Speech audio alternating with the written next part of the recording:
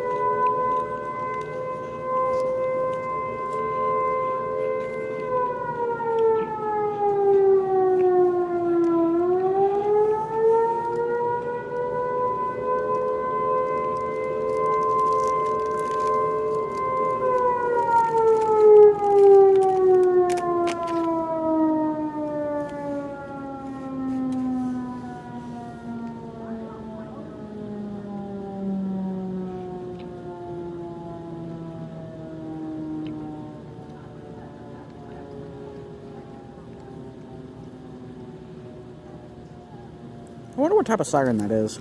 And I wonder what that's for. It's used for fire and EMS notifications.